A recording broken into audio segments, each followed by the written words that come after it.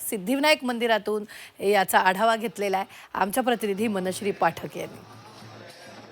1 जानेवारी 2026 होय आजचीच ती तारीख आहे आणि म्हणूनच नववर्षातल्या या पहिल्या तारखेचं पहिल्या दिवसाचं स्वागत करण्यासाठी नववर्षाचं स्वागत करण्यासाठी आज सगळेजण आपापलं श्रद्धास्थान असणाऱ्या मंदिरांमध्ये आणि वेगवेगळ्या धार्मिक स्थळांमध्ये जाऊन पोहोचलेले आहेत। सध्या मी आहे मुंबईतल्या प्रभादेवीच्या सिद्धिविनायक मंदिराच्या बाहेर आज आपल्याला अभूतपूर्व अशी गर्दी बघायला मिळते।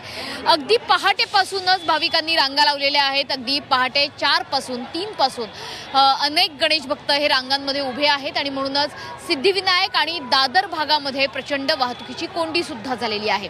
नववर्षाचा पहिला दिवस आहे, त्याच्यामुळे गणपती बाप्पाच्या दर्शनानं नववर्षाच्या या पहिल्या दिवसाची सुरुवात करावी, नववर्षाची सुरुवात करावी आणि एखादा संकल्प तडीस न्यावा अशा पद्धतीची भावना गणेश भक्त ठेवून आहेत आणि त्यामुळेच मोठी गणेश भक्तांची गर्दी आपल्याला सिद्धिविनायक परिसरात झालेली बघायला मिळते। नववर्षाची सुरुवातच रिमझिम पावसानं झालेली आहे। कुठनं आलात तुम्ही? आम्ही ठाण्यावरून आलोय।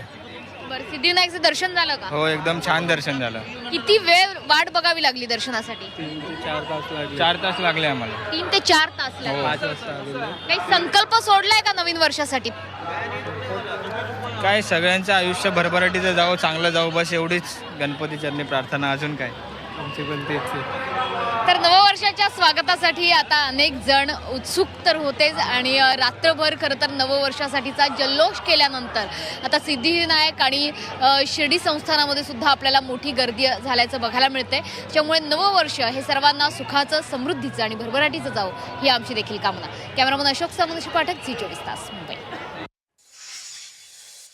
तर आपण पाहतोय सिद्धिविनायक मंदिरात देखील मोठ्या प्रमाणात भाविकांनी गर्दी केलेली आहे। नवीन वर्षाची सुरुवात बाप्पाच्या दर्शनानं यावेळी भाविकांनी केल्याचं पाहायला मिळतंय।